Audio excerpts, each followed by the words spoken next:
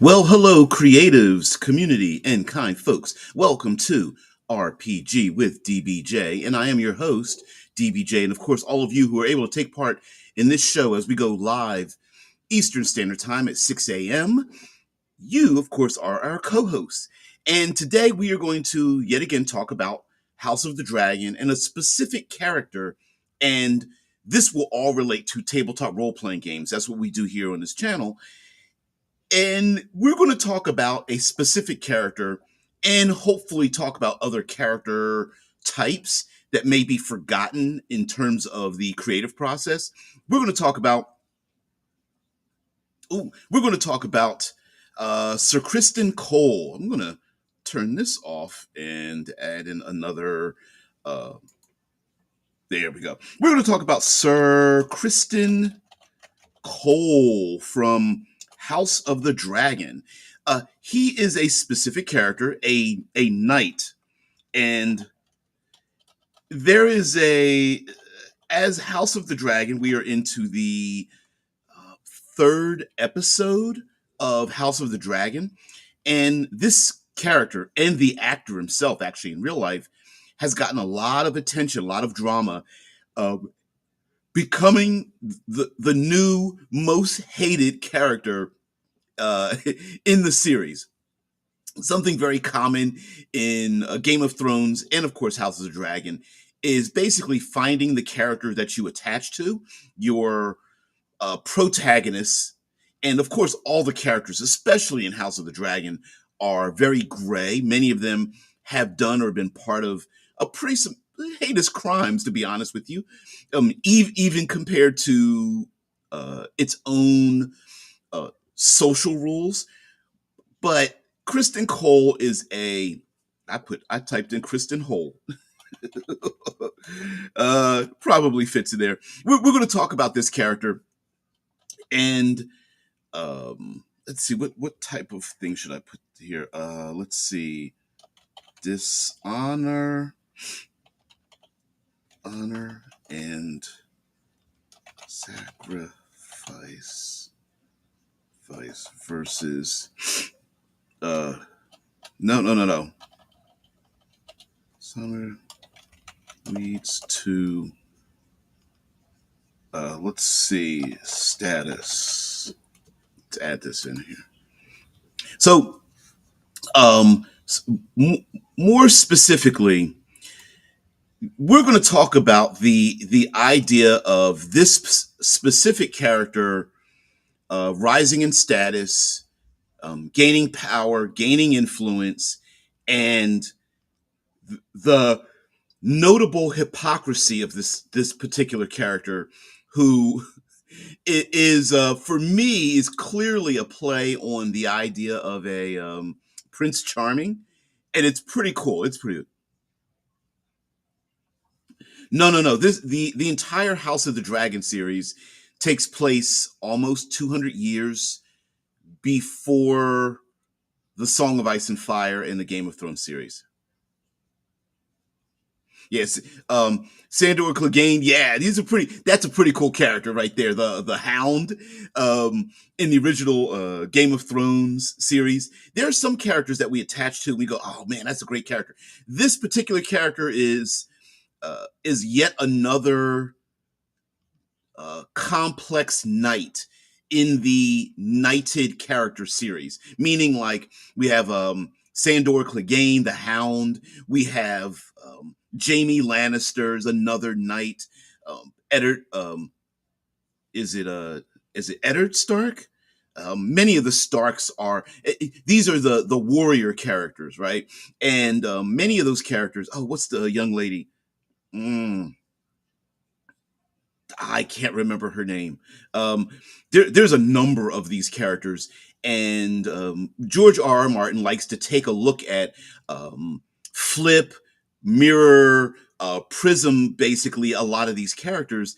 And their challenges, of course, we have this medieval world of honor and duty and justice, and then they're thrown into this pretty brutalistic world. And how do these characters act and react when their honor and duty and grace and justice are in conflict with the machinations of backstabbing and lying and cheating and dishonor and things like that. So this is okay. Yeah, I totally ignored all that stuff. Oh, not a problem. So what is it about Criston that makes him so hated? Well, um, Melisandre was completely awesome. Yep. Now, mind you, this goes without. No, actually, let me put this back up here. What goes without saying is that, and it's a shame we have to explain this to people, but in creative media, it doesn't mean that we agree with the character. It doesn't even mean that we like the character at all. We may not like their motivations. We may not like their reasoning. We may not like their successes and failures. But we find the character interesting, compelling. We want to know what's going to happen next. And for me, that this character is Sir Criston Cole. And Sir Criston Cole is visually handsome. He's tall, dark, and handsome in a very classical sense. He is a knight. He has sworn, well, in the beginning of watching this character, he's even um, a a swordsman and a person skilled in battle who is even better, at least within one conflict, better than Daemon Targaryen, who is the proverbial hard rock, white haired, hard rock, dragon flying, dragon riding character in our story. And even Sir Criston Cole has defeated him. And Sir Criston Cole is as a knight of the White Cloaks, the Night's Watch, has dedicated himself to chastity, and he's got the flowing black locks, very very attractive, and he has become the personal within this story has become the personal guard to Rhaenyra Targaryen, a princess who the king has said will become the queen at some point. Well, of course, in this very patriarchal society, we can't have a queen take the throne. We have to have Aegon, a young man with the name of the original Aegon the Conqueror. So he's got the name, he's got the blonde hair, he's got a dragon. So, of course, we got to kick Rhaenyra to the curb. And a bunch of machinations happen where Rhaenyra is promised to be on the throne. We have Aegon, who has the name of the person who should be on the throne. And those two sides are in competition. And in the current storyline, it's the blacks against the greens. The blacks represent uh, Rhaenyra and her dragons, and then the greens represent the High Towers and Aegon and that part of the family. And it's a civil war between the two. So back to Criston Cole. Criston Cole was partnered up to protect Rhaenyra. And at a certain point, Rhaenyra is like, the Yankee said, learning about a knight in this morning. I'm into it. Okay, let's get some imagery up here so we don't have to look just at my face. Let's see what he looks like. Um, so Sir Criston Cole, this gentleman here, swore himself to chastity, but Rhaenyra's pants get a little bit hot, and she, approaches Criston Cole. They, of course, have a connection, and they make it very, very sexy, dramatic, where she starts to slowly take his armor off. And of course, he's, no, I can't do this. But you're so beautiful. But no, I can't. But let's do it. So, of course, they consummate their relationship. Well, they even make a point of him folding up his white cloak that represents that cloak. He comes from humble beginnings. He is not royalty. He has earned his way up to this position. Rhaenyra has appointed him, risen him, grabbed him up from the lower ranks of these minor knights and warriors, brought him into the royal entourage, and now he is sleeping with a princess. So yeah, yeah, exactly. Swore himself to chastity. Well, this is the beginning of his uh the downfall, the dishonor that starts to crust him over.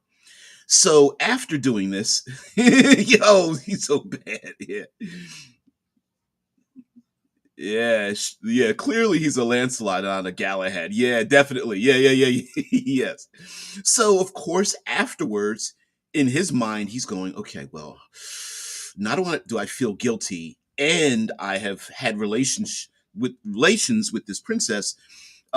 Clearly, we're going to um, go off into the sunset and live our lives in freedom because he knows he has stained his white cloak, and he can't go back to being a knight. He's like, hey, Rhaenyra, let's go off, let's sail away and live in a proverbial hut by the beach and feed each other, I don't know, slices of mango as we watch sunsets. And her attitude was like, dude, like, get a grip. Like, it was fun, but don't take it so seriously. Like, you had fun, I had fun. Don't get a, you know, don't have emotions about this. This was a hit it and quit it type of deal. I'm done. And his feelings are hurt. So hurt, in fact, that a dozen years later and more, he's still calling her. He completely hates her. He's been kicked to the curb. He's all in his feelings. She's the B. She to his to his A. Um, it's pretty horrible. And he's joined the green side. She's on the black side. She's Rhaenyra, the princess, the queen, and or the queen without a throne. And he's on join the other side. He's like, I hate that. Blah blah blah. I mean, he cannot.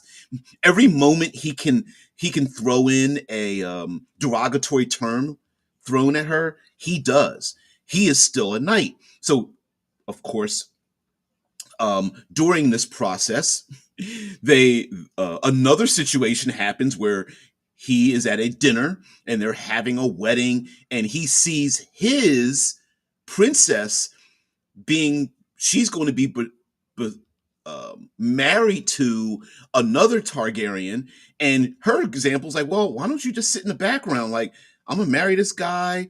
He's not interested in me. He's interested in the other gentleman. So you can just be my side, my side piece. And he's like, side piece? I'm not gonna do that.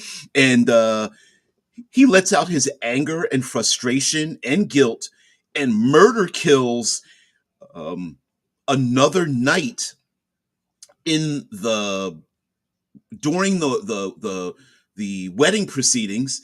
Murder kills him by hand, punching this man's face until it's pulp, and goes out into the back garden or something to kill himself.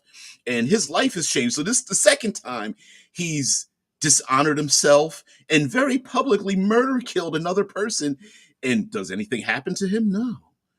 Alicent, the best friend of Rhaenyra when they were growing up, Alicent becomes. I'm not going to explain the whole thing about how Alicent marries Rhaenyra's dad and has kids, and the dad, one of those children, is Aegon, who's going to take the throne. And okay, so she goes, and he's about to kill himself, and she's like, "No, serve me instead." And so again, he is saved from his own guilt, his own breaking his own code, and becomes the right hand man of Alicent. So Shai says, but what is it that makes him so bad? Was he absolutely amoral like the Lannisters or that Targaryen bad brother guy? No. What's happening is this character's motivation is he is the proverbial failing upward character. He's a person who every time he breaks a rule, he sullies his cloak. So he murders a person in cold blood in front of everyone. He sleeps with one princess breaking his vows, and receives not just nothing for it, but of course he gets to sleep with a princess, and then ends up having another sexual relationship with the other queen, Queen Dowager. I don't remember the specific titles. He ends up sleeping not with Rhaenyra, but also Alicent. Those two used to be best friends. They're on opposite sides of a war, so of course he's getting like, getting with a bunch of royalty when he came from nothing.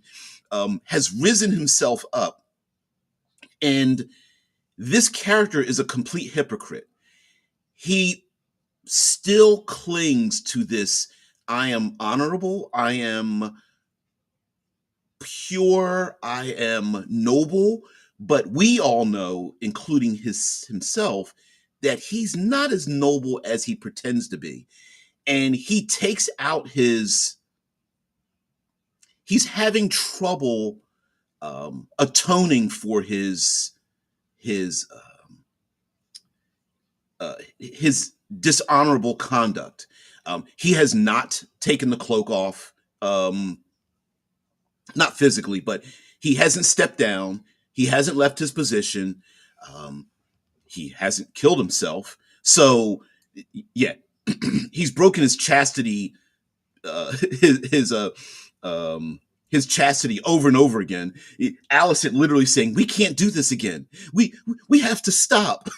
Of course, and we're those of us as viewers are looking like we're rolling our eyes, like, stop with the pretending, because you guys are gonna hit it and quit it yet again and again, right? And this character keeps doing this, and despite his guilt, he's actually getting benefit from it, to the point where in our current storyline, there's a position known as Hand of the King. It is the second highest position in the kingdom. You have your leadership, your king, usually king or queen, and there is someone known as the Hand, and they literally wear a pendant on a cloak or whatever their clothing, that's literally a hand with a pin through it. And Aegon, young 20ish Aegon, is just like, "Oh, Hand, Otto, step away. And by the way, give that pin over to Criston Cole," who's just like, "What? I become the second most powerful person in the kingdom? Okay, thanks." And people hate this guy, to the point where actual death threats, were launched against the actor that portrays Criston Cole, because he is so hated. And yes, he takes out his own guilt on the other King's Watch that are around him, even sending. This is complicated. There's Eric and Eric. Let's see if there's those Eric and Eric, who are twins, and Eric and Eric are knights, and they are twins, and each of them has decided to, or had decided to, choose a side. One went with the blacks, one went the greens, and Criston Cole, in a very classic Disney movie thing, says, "Hey, go kill Rhaenyra, my old girlfriend, and pretend to be your twin, sneak into their encampment, pretend to be your twin, get close to her, and murder kill her, by yourself," knowing pretty much it was going to be a suicide mission, and sends him out there in a what is it, Parent Trap. And there's been a bunch of movies about that, where twins switch positions. Hell, there's a classic story of the Prince and the Pauper and stuff like that, pretty much. Anon says, "Yeah, and the new edition of hashtag Pendragon just came out," which is true. And Pendragon, that's the role playing game where, like, let's see if I just Pendragon. Let's see if we can find some. Let's see if we find it. Is it on a character sheet? It's been so long since I've seen this game. Let's see if I can find one here. Mm, no, no, no. Sorry. But excuse me. In Pendragon, there is this a part of Pendragon where you're able to um, let's see if we can find the character sheet and the personality traits and I can't find it. I can't. Sorry about that, guys. I wanted to find it. I know that there is. Let's see. That's on X. Mm, there's one on Reddit. Oh man, it talks about the honor. It has a specific honor system and ratings for your honor and things like that. Yeah, I can't find it. Sorry. I'd like to share it out with you guys. You can't do that. All right, let's see what you guys have to say. You speak the tale of Sir Peter the Principled. I'm not familiar with that with that reference, but very much this character is like that. So why his chastity thing? Was he part of the Night Watch or something? As a They don't go into a lot of detail, so this is something you have to pick up from the show. But the White Cloaks, similar to the Night's Watch, the White Cloaks, the King's Guard, they of course wear a white cloak and they have a silvered styled armor, and they are to protect the royalty, the royal families, and they are supposed to take a vow of chastity. And I'm sure part of that vow of chastity is it's not for their benefit, it's to protect the nobility, because there's a lot of ladies in court that must be protected by these Night's Watch, and the vow of chastity is to prevent unwanted pregnancy, because this is a period of time where this is a feudal government, governance by genitalia, and having children that are not noble is literally considered treason. The only children that should be born at this time, you're not supposed to have bastards, even though it happened all the time. Those bastard children were shuffled off, hidden, killed, adopted somewhere else, ignored, that kind of thing. But yeah, the Night's Watch, many of the Night's Watch are elevated from humble beginnings. Some of them were noble children, second, third, fourth sons that were brought into the Holy Order. In the original Game of Thrones series, we do have a young lady who becomes a knight. She wants to become a knight. She has trained and travels around, and it isn't until the 8th season. It's actually pretty emotional when our young lady is knighted. That's why they use the moniker Sir, SER, to differentiate from modern reality, SIR. It is a title. Um, because he was a knight, it's why I referenced Sir Galahad. His chastity basically gave him knightly powers. And I wonder if this is a dark reflection of this for this character, that Sir Criston Cole's breaking of his chastity promise is making him um it's elevating him rather than dishonoring him, and he's finding more and more that the more he breaks his code of conduct, the more he breaks his code and his honor, the greater he is honored and given greater status. And it's crazy. Drew says, to be honest, I prefer the opposite trope. The no good deed should go unpunished. Yeah, basically what Marie and Emma from Gen V went through. Yeah. Um, there was a lot of, some people criticized George R. Martin for doing that in the GOT series, because many of the good characters, like, the classic no good deed goes unpunished, is every time a character does something good, they get punished for it. He's the opposite. Every time he does something bad, it's like he's getting gifted for it. And the rest of us are watching the show like, no, like someone stop this dude. And so, yes. So, what kind of people is it that are sending Fabian Frankel death threats? No, it's listen. Okay, Fabian Frankel is the actor, and he's had to shut down his social media presence because his character is so hated. And one of the reasons why I think he's so hated is I think there's something primal in us, for good or bad, where we see people who um, seemingly fall into all the good stuff we feel others should try to strive for. In other words, it's the person who looks good.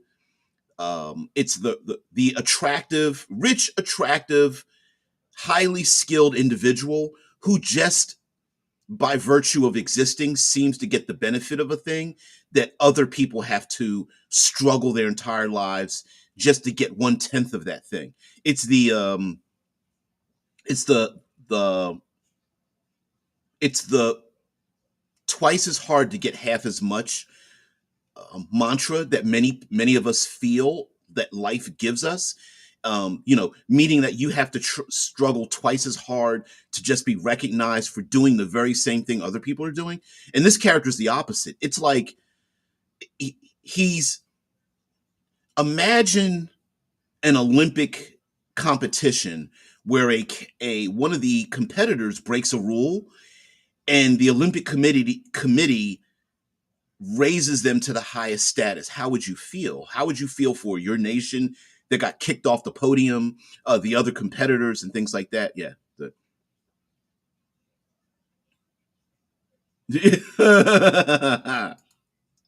I love that. Yeah. Doesn't sound like his Peter is very principled, if you know what I mean. It's not the only thing he's doing, but yes, is he boinking royalty as a behind the scenes, which is technically what he's doing. It's not okay in a modern sense. Is he having sexual relationships with other individuals, other ladies that is consensual? Yes, he's absolutely is. So in a modern case, we go whatever behind closed doors. Who cares?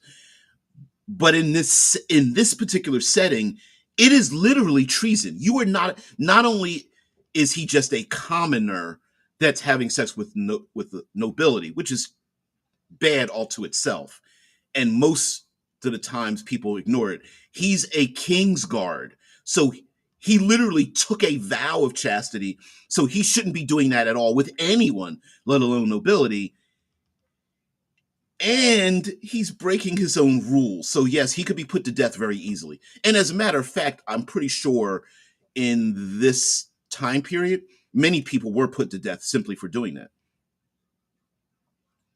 uh, Anon says a big thing in Pendragon, the role playing game, is how your passions get you into and sometimes out of trouble. I couldn't pull it up, but yes.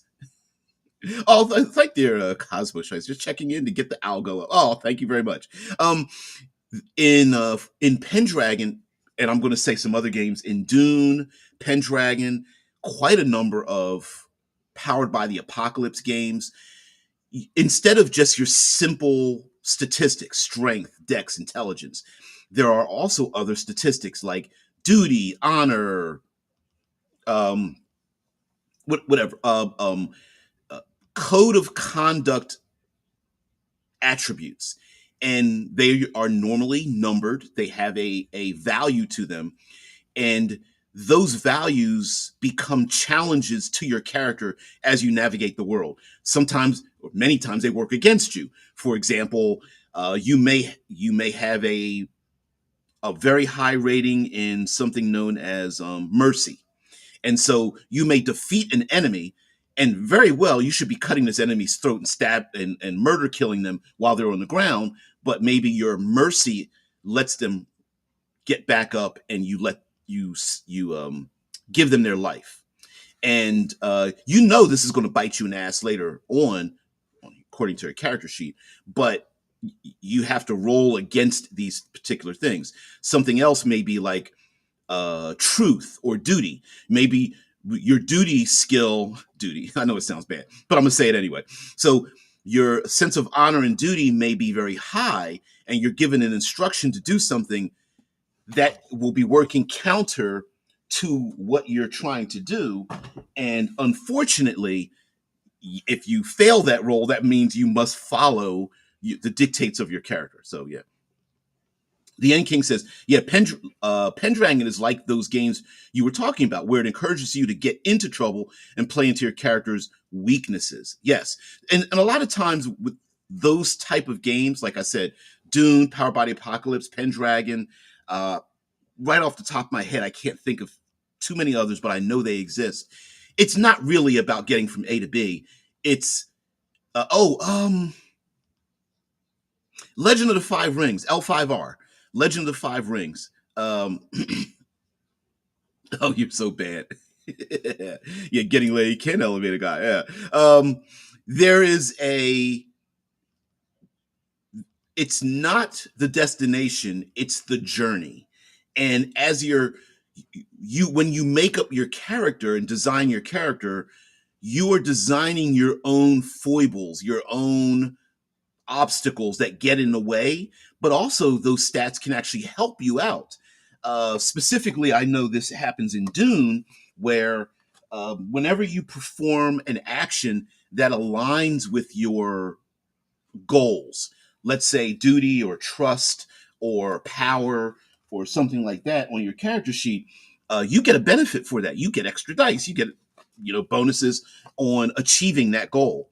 But it can also work against you, especially if um, an adversary wants you to act against your nature. And so it's pretty cool.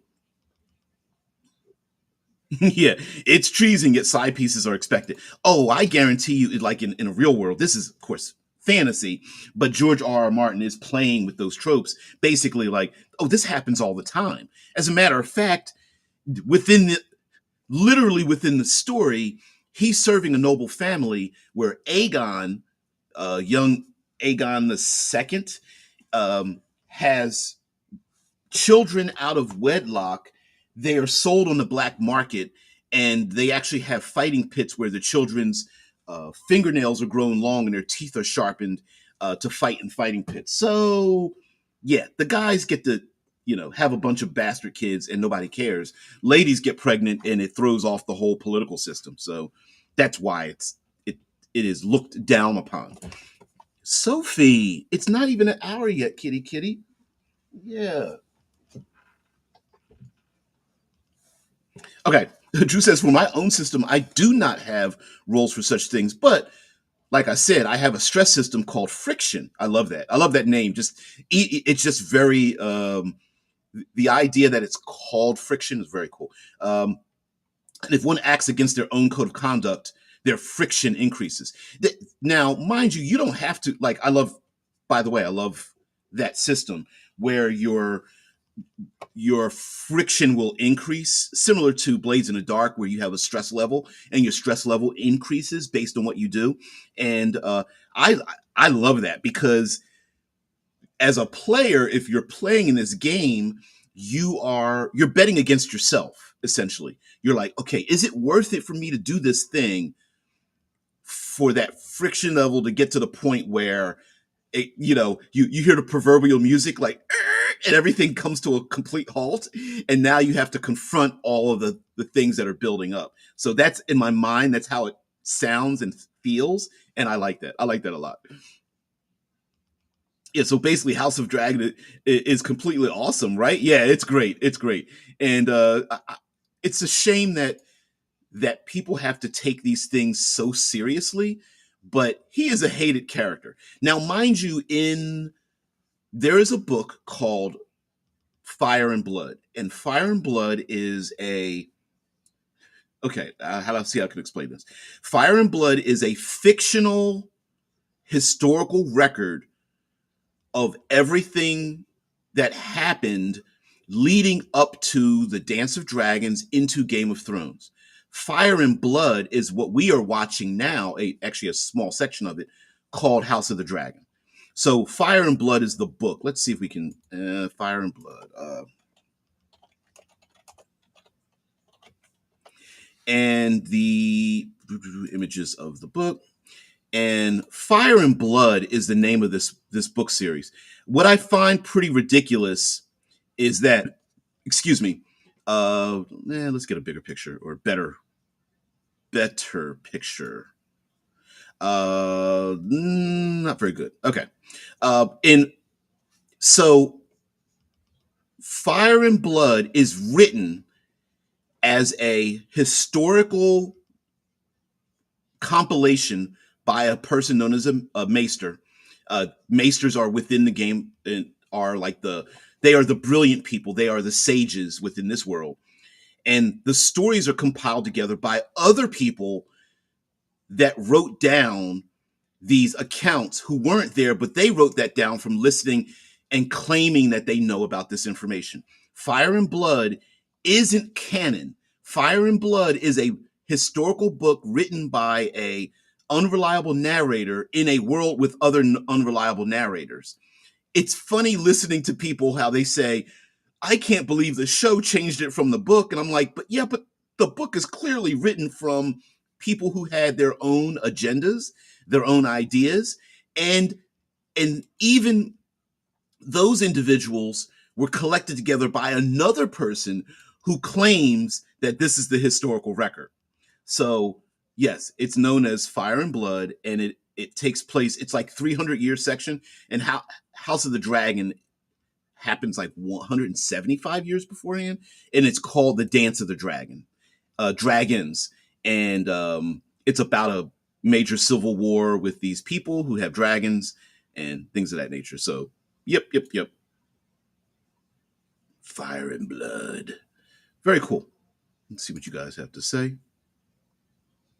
Oh, so be nice there, Cosmo Shice. Oh man. Mm-mm. Says at least they're not brother and sister this time. Hashtag brother and sister doing it next to the corpse of their own son. Okay. Don't. Okay, maybe. No, there is there is brother and sister. Oh shoot. Okay, let's see if I can find this. Let's see. House of the Dragon lineage chart. Let's see if we can find one here.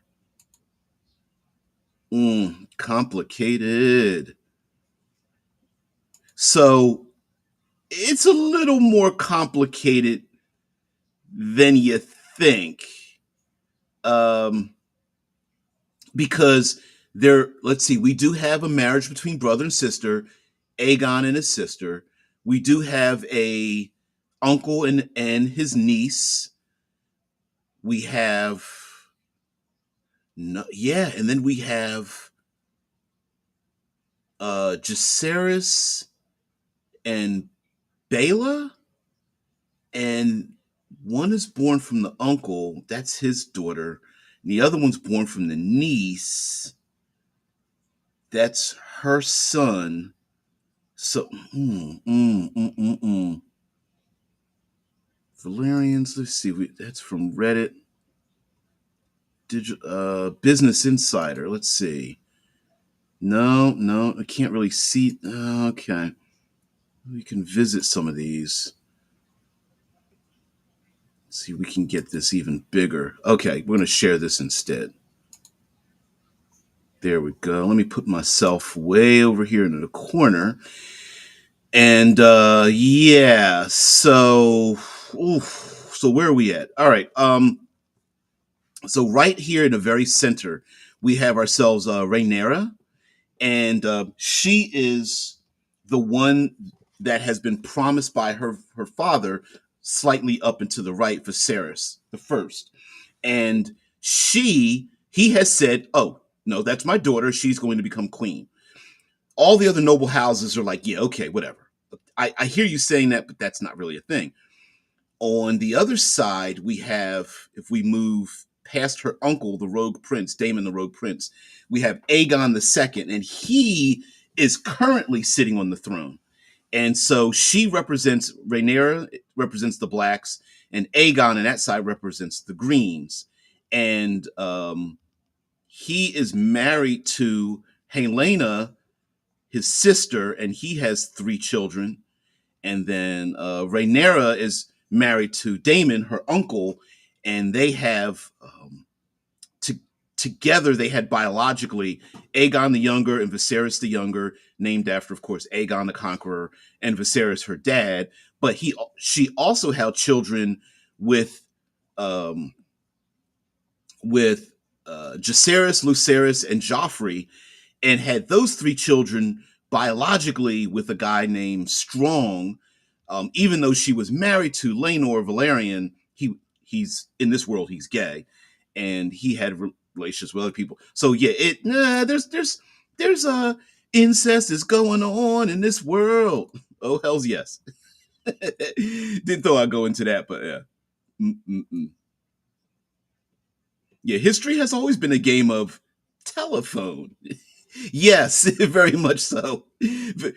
Lots. This show is filled with lots of miscommunications, um, uh, all types of people taking words and actions the wrong way, to the point where, of course, there's death and destruction. Of course, there is. Absolutely.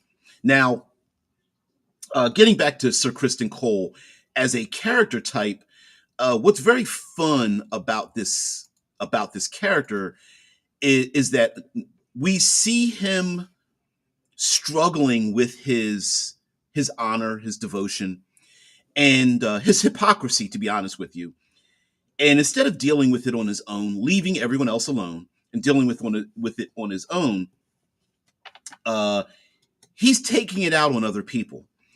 For example, his hatred of his one night stand with Rhaenyra has lasted probably, we're going on 15, 20 years later. And the rest of us that are watching are looking at this as, for lack of a better term, he's acting like a punk bitch. And it's funny because in today's parlance, we would absolutely understand this as a story element if the genders were reversed, meaning if he was a she and Rhaenyra was a he, and a gentleman had slept with this young lady and then was like kicked her to the curb and was like, well, I'm done. I mean, I had fun, but whatever. And she felt like, well, I thought we had a greater um uh connection. I can't believe you should have married me and taken me under your wing, and we should have been betrothed together and stuff like that, but you kicked me away because you're noble and I'm a nothing person or whatever. We Yes, we may have said like, all right, lady, you need to get over it, but also you were wronged. Instead, it's flipped, and the genders are flipped. And is this guy taking it a little too far? Of course, but he cannot keep his mouth shut by like constantly like berating and talking about her. And mind you, he's technically a nobody who's only been invited into nobility, and yet he gets to get away with saying a number of these things around other nobles, talking about this other. Yes, nobles can talk about each other, but when you're an underling, it's like, oh, you need to watch your mouth.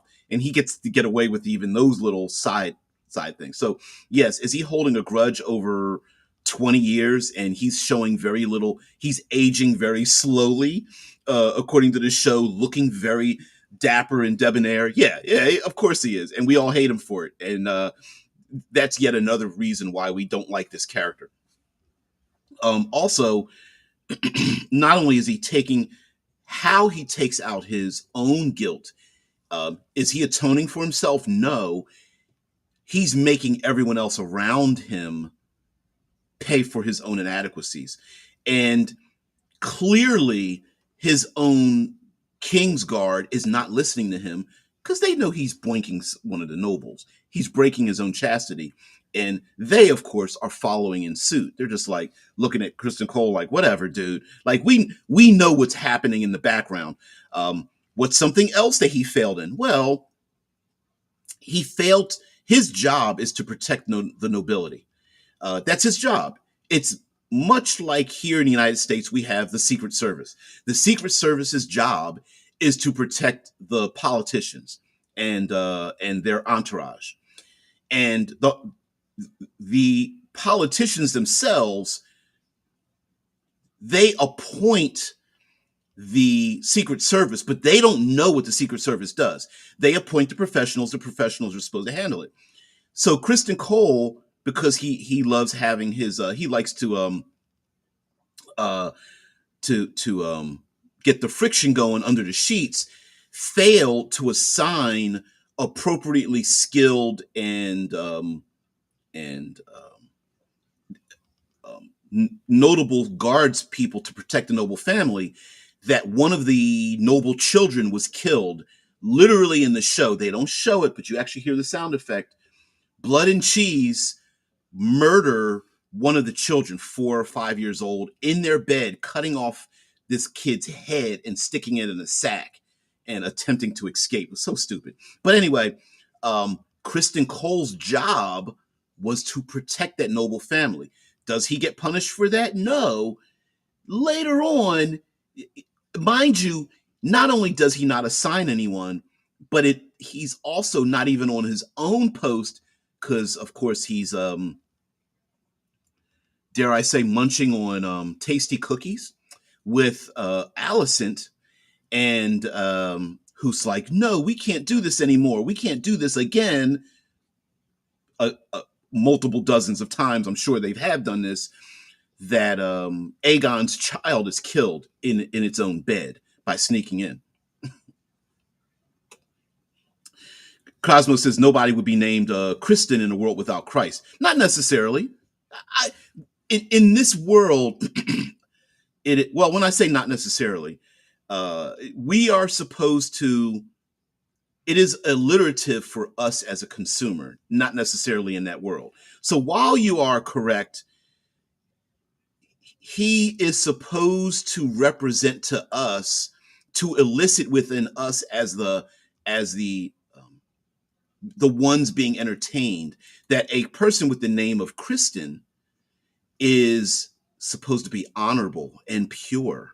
And so it is supposed to elicit in us, not within that world, a name like that. So yes, in this world there isn't any. Well,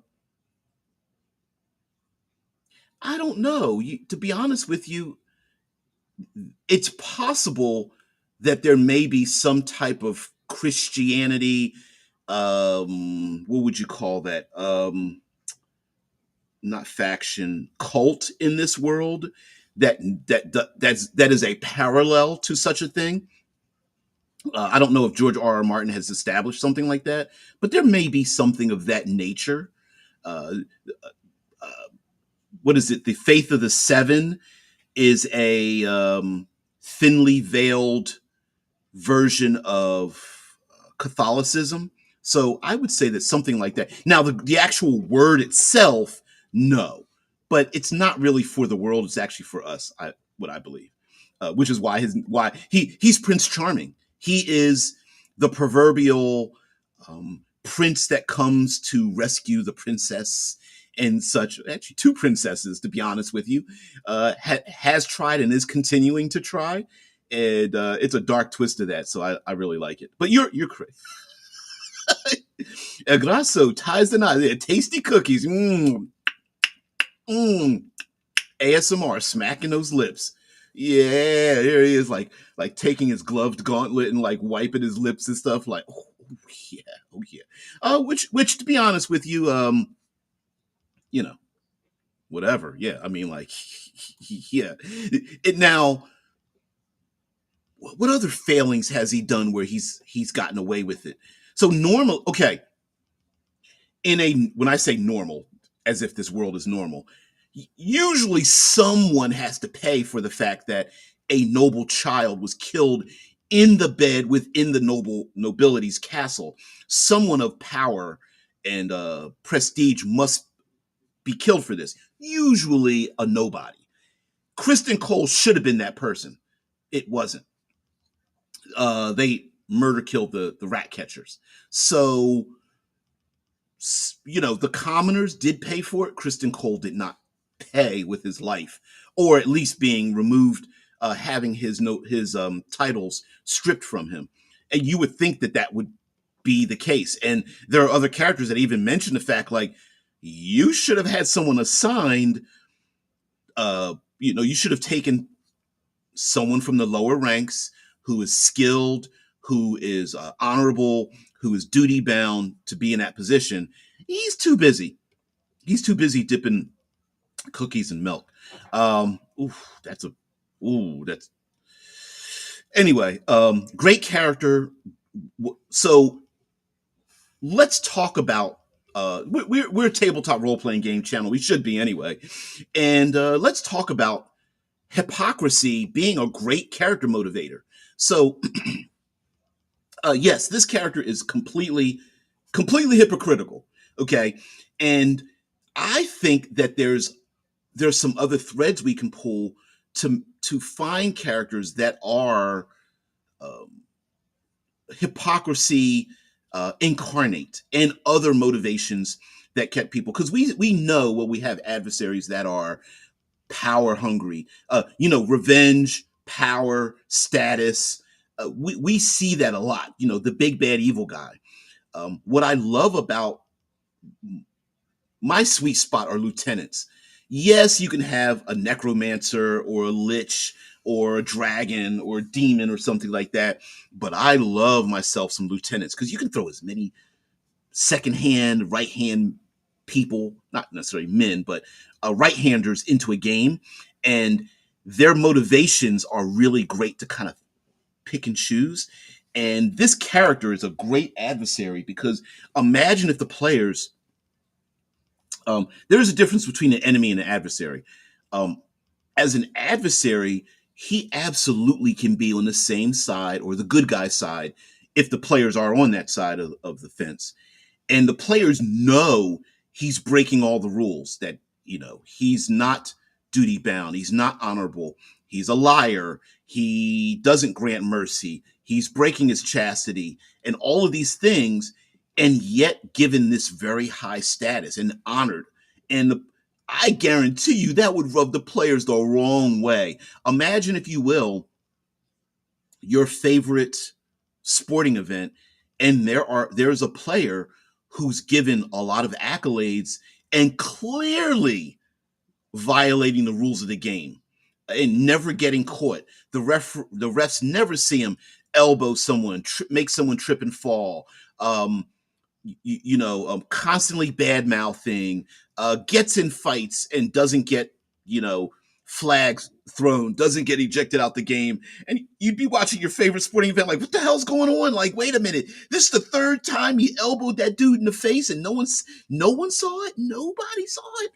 You know, happens once in hockey, and another player will come out there, another goon will come out and totally bust that dude in the bladder. But yeah, in some other games, you're not allowed to do that, and we see that in many sporting events where there's a character, a player that a teammate that's able to get away with something. Shai says, so can you watch House of Dragon without knowing anything about Game of Thrones? Yes. I'm going to try to get my girlfriend in on this just so I can watch it. Yeah. Yes, you absolutely can watch House of the Dragon. It's actually a prequel. So it leads up to Game of Thrones. So this is a prequel. The only thing I would say that first of all, a newbie can come into House of the Dragon completely new. The only thing you'll miss are Easter eggs. And some of those Easter eggs lead into Game of Thrones. You don't need those Easter eggs. They're nice. They are little gifts for you if you're someone that's like, oh, I know what this is going to lead up to. You don't need it. You don't need it for this show at all. It's written and directed in a manner that you can come into this and not have to worry about it at all. At all. It's a great show. It's just very well written, well directed. The acting is excellent, and yeah, I very much love it. So, what are some other motivations that annoy the shit out of us, but we can use it for some of our adversaries and enemies. Um, so, of course, hypocrisy is one of them. Um, we love to hate people who hold themselves to a higher status and want to tell other people how they should live their lives. This is one of the great battles that happen that absolutely make me cringe. I've This is a personal thing, and I guess this deals with Criston Cole as this character, Sir Criston Cole, is Bible thumping. So at my job, and I've seen this happen other places, where you have someone who they let everyone else around them know that they hold themselves to a higher status. They hold themselves because they are usually this involves religion. This can also involve taking an oath of office, meaning like a police officer, a someone who joins the military, someone who joins I already said religious institutions, someone who joins a political institution. I Off the top of my head, I'm trying to think of other honor bound institution, school teaching with anything that dealing with children, medical profession, and this person kind of throws it in the face of these other people that they've taken on this oath, the oath of healing, oath of protection, oath of honor and trust and loyalty and faith and all those kind of things. And many times what happens is that person will start to break those rules. Um, and we from the outside, because we judge those people harshly, not because of what they've done, because we're like, listen, if you got the opportunity to go ahead and um, dip your Oreo cookies into the milk of not just one, but two of the highest levels of very beautiful royal women, Sir Criston, right? We don't have a problem with that. Now, mind you, sure, there are some who would say, well, you should be in a committed relationship. I don't mean that. It's just that the normal actions of beautiful people getting together who feel their gonads arousing, that's not the problem. The problem is the character themselves has positioned themselves to be of such a, they themselves told everybody else, listen, I am trustworthy. I have made a promise. And so those of us outside of that realm go, wait a minute, you just said we didn't hold you to that standard. You specifically picked that standard and you're breaking it. And that's where the judgment comes in. So Chai says, I love Bible thumpers who go on and on about Satan all the time because the Bible doesn't actually mention him. Yep.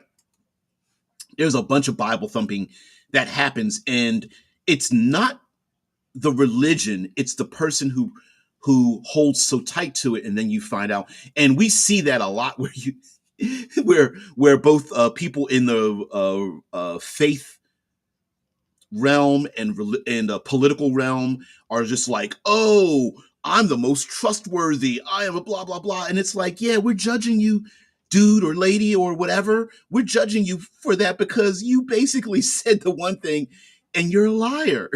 Right? So we hate those kind of individuals, the hypocrites. um I would say that we also hate lazy and cowardly people and vain individuals, meaning like someone who says something to the effect of like, and a lot of this comes back to hypocrisy too. The person who's like, oh, I think we should help the homeless and the children. We should help the children. And you go, oh, yeah, sure. And that person goes, well, I don't really want to help them. I just like to say that. I think you should help them. I just don't want to get my hands dirty. So I'll be the face of getting everyone together, but I really prefer if you did it. Um, the lazy person who's like screaming at everyone else. It's the person who's leaning on the broom while somebody else is sweeping and dusting everything and pointing out like, you missed a spot. Shouldn't you be cleaning that up? I know the window behind me is light blasting my camera here. Um, we hate those individuals that want to tell. How many times have many of us been assigned to do a job function for whatever? When we were young, we had to do chores. We get older, we start working for the man, and we are assigned a job function, and we go, okay, thank you for this job function there, person. I'm going to go do the work. You're doing the work, and someone comes along, a boss, another coworker, points at you and goes, that work needs to get done. And you're like, you motherfucker, if you don't walk the fuck away, you're like, either help me, shut the hell up and help me do this thing, or leave me alone. But don't stand there in the background pointing at the very job I'm doing and say, you need to do that job. It's like, if I don't cock my hand back and backslap you, you mother. Yeah, we all hate that. That lazy person, that coworker that goes, hey, if all five of us work together, we can get this done in an hour. And you always get that one coworker that looks at everybody else and goes, yeah, I had something planned, I gotta go, sorry, I know I didn't mention it earlier, but yeah, I gotta go. And then you get a second coworker that's like, well, listen, if they're gonna go, I thought all five of us were joining this. That person's leaving, so I'm leaving, so I'm checking out. I got some other things I got to do. I'm leaving. I'm getting out of here. One by one, they start dropping off. We hate that. Vanity. Vanity is another great motivator that we love, that can motivate us and get us to absolutely love, hate a character. And that's the person that's got to look good and feel good. They're the one who they are soul destroyers. They love to steal from other people around them. They steal ideas. They steal your status. They steal your words out of your mouth. They're the person that um, secretly or behind the scenes or just you and them, you tell them an amazing story or a joke, or you have a great idea and they go, oh, wow, that's great. Maybe you should say something about it. And you think to yourself, maybe I will. And then 5 minutes later, they get around a greater group of friends or coworkers or something, and they take the credit for what you came up with, or they tell your joke and everyone pats them on the back. That is so funny. And you're like, I told that joke to you. You fucking stole that from me. Those people, oh my God, clout chasers, they are the worst. They are the people who want to look good. And when I say look good, I don't just mean physically look good. Like, I don't mean makeup and dressing well, which is a thing. That's an easy thing. The person that wants to dress well, look good, they don't want any dirt on their shoes. But I'm talking about looking good amongst other people, raising their social status. Clout chasers who, yeah, he's like, dude, that's pretty much everybody in Germany. They'll drop the ball on all kinds of important shit and leave right at 5. Yeah, we have that here in the States, even though that's not so, we aren't. Many people would argue about the comment I'm about to say, but we aren't a socialist country, and there are plenty of people today that are just like, what, 5? I'm out. But that work needs to get done. Who cares? I'm out. I don't care that I got to clean bedpans. I don't care that I'm a person that assists with brain surgery, like important, really important stuff. They're just like, I'm out. I don't get paid for this. I'm going. And it's a shame too. But yes, there are people who will check out. Can you imagine? Could you imagine a fantasy game where like knights are riding to defend the nation and the PCs are like, yeah, we're going to defeat the evil. And the knight looks up and looks down at their sundial watch and goes, it's break time. So you guys keep going. We're going to have sandwiches here. And you're like, but there's a fleet of dragons flying towards, Gondor or something. Like, oh, no, I know. But I'm tired, my back hurts a little bit, and like I'm not really in fighting. Like my blood sugar's coming down, so I'm not really in a fighting position. So I'm eating my sandwich. I got some chips and pretzels. You can join me if you want to, but whatever. And like, dude, there's dragon breath breathing down on the city of Gondor. No. I got another. Let me check my sundial here. Three. Give me 3 minutes. Just you guys just go ahead. Give me 3 minutes. That would be hilarious. Hey, second shift should be coming pretty soon. But you're like a high level knight. Hey, how do you think I got the 15th level? Not doing dumb bullshit. I like to make sure I stretch. There goes. Okay, I cracked my back. All right. Hold on. I know my break's over, but I gotta get some fluids in me, and I like to read my holy text. See how I have it dangling off my belt here with a chain on it for a reason. So let me read some holy text, and I'll be right with you. 3 days later. All right, I'm done. What happened? Oh man. But listen, there's a bunch of little petty um just in our lives. There's so many dumb, petty things that microaggressions that annoy the shit out of us.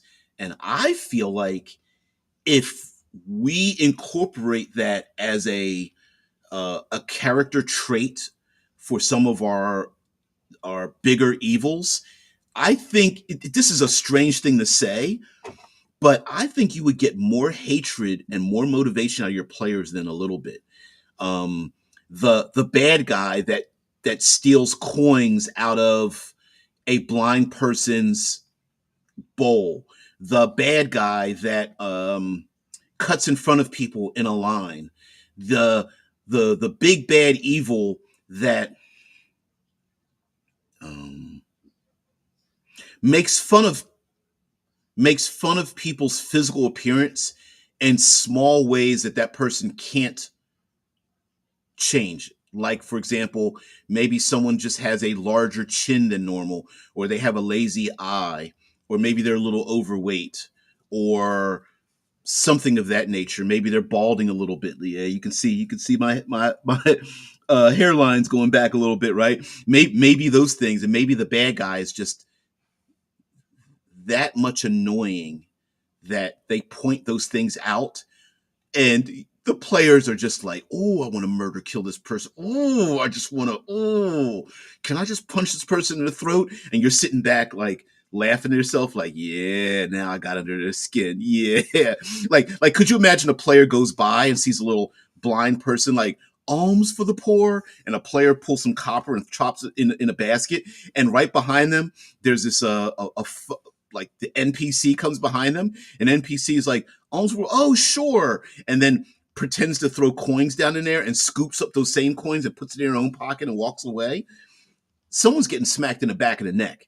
Oh, someone's getting their fingers licked and then taking those fingers and smacking somebody back in the neck like, you mother. That's fun. And I think that's a great motivation. So yeah, Sir Criston, big bold enemy? No. Major character arc? Probably. Do we hate this character? Yes. Don't hate the actor. The actor's portraying this character pretty good. Surely the trope of mercenaries not doing anything a cent above their pay grade must come up in a lot of RPGs. We don't often see that. Like we got the classic. I'm a mercenary, and when I get paid, I'm loyal to the payment, and I will always finish my thing. We never see the mercenary that goes, listen, you paid me to take out 5 enemies, but there's 7 of them. Whatever. You told me 5. I took out 5. I'm done. I'm gone. Could you imagine the player characters are like going up against enemies, and like half the enemies just stop, and the PCs are like, why'd they stop? And one of the enemies is like, listen, that the evil lich paid us, said, to stop you guys at the border, and we're done. Like, you can keep on going. We did our part. We're not hunting you guys down. You can go ahead and leave if you want to. You can't get past here, but listen, if you retreat, we're not going after you. I don't care. No one paid me to do that. And the PC's like, does that mean we could hire you for something? I don't know. If you pay me and you ask me to do the thing, I'll help. I'll do the thing to the very edge. Right? Hey, guide us through the mountain pass. Okay. The guide gets there and is like, gets halfway there and is like, all right, well, Go this way, make a left, and keep. No, you're supposed to go with us the whole way. You didn't pay me for that. You said you wanted a guide to the mountain pass, and I got you here. You're like, oh my goodness. Yeah. It would be the equivalent of making a wish, being given like three wishes, and those wishes are used against you, but in more of a petty personality trait kind of thing. But yeah, so Criston Cole, great character, great adversary, great person to love to hate. In this in this arena, in this fantastical arena of pseudo mythological histories, medieval history or something. Um, yeah, Frankel's doing a great job with this character of sitting in the background and being the failing forward, failing higher, of looking good and being tall, dark, and handsome. Now, mind you, this character is supposed to be one of the best swordsmen and warriors history has ever known. I suppose you could make an argument that Jaime Lannister is up there with them, Eddard Stark, and something Dane is another character in the Game of Thrones. I don't know. I'm sure many of you who are experts that know all the ins and outs of all the books within the books of Game of Thrones, but within this television series, if you had to put like measure who's better than who, sorry, Damon, the Rogue Prince, but Criston Cole kind of beat your ass. So yeah, I'm sure they're going to come. They've got to come head to head, as well as Aemond. Aemond is another one. He's probably third tier between those three, but who knows? He's got the biggest dragon, Vagar. So there is that. But yeah. So guys, thank you very much for being part of the show. Thank you very much for letting me just talk about this kind of stuff. Um, uh, I'm I'm still working on Obsidian Star. I end up taking something and tossing it away, taking it, getting it back. I do that a lot. I'm also working on my 144 tables. So there's dozens of 144 tables. It's a 2d12 system. So you roll a d12 to figure out which of the d12 tables, and then you roll another d12 on which of those tables. So there's 12 d12 tables for different things. So there's all that stuff. Oh, which that I've attached to. So in House of the Dragon, I love myself some Damon. Damon is not a good guy. He's not a good guy, but I love the actor. He has a great lean. He does this thing where he takes his elbow. Let's see if I can. Oh, I can't really show you here. So he takes his elbow. I've got my little arm office chair here, and he takes his elbow and he like does this lean thing where he leans to the side and kind of leans off whenever he smiles when there's a lot of chaos happening, and his leans are epic. His leans are he does he has a great grin and lean that I really love, and I like the character. I also like the character when he's put under stress, because sometimes you don't know what he's going to do, and unfortunately he has engaged in some domestic violence with his wife, who's also his niece. But anyway, who else? I like Rhaenyra. The actress, the actor that plays Rhaenyra, goes by they them, and they are very attractive. I gotta say, I would if I were like 30 years younger and born in a different era, and yeah, I would like to talk to them and embrace the whole thing. Yeah, it would not turn me off at all. Dude, I say Game of Thrones. I haven't seen House of Dragon yet, so I don't know who Daemon is yet. Okay, my I like Clegane, but I will say in Game of Thrones, one of my favorites had to be, what is his name? Mm-mm-mm-mm-mm. Okay. Let's see if I can pull the name out of my ass. Shit. Oh, you're gonna make me look it up. Okay, Game of Thrones Tyrion's uh what is the character's name that was the bodyguard? Braun. I loved Braun.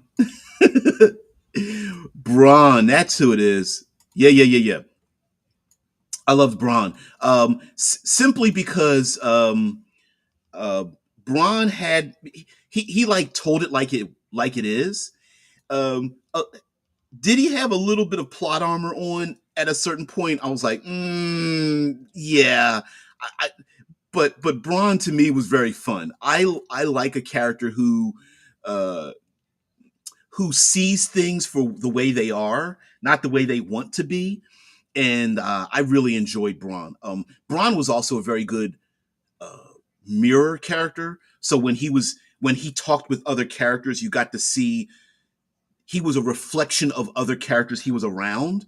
So you got to he got to interact with other characters, and we got to see more intricacy with the people he reflected against. So when he was with Jamie, we got to see more about Jamie. When he was with Tyrion, I got to see more about Tyrion. But I liked Braun. I liked Braun a lot. Yeah, he was one that I attached to because I always felt like when he spoke or stepped into a room or something like that. Let's see if we can get a good image here.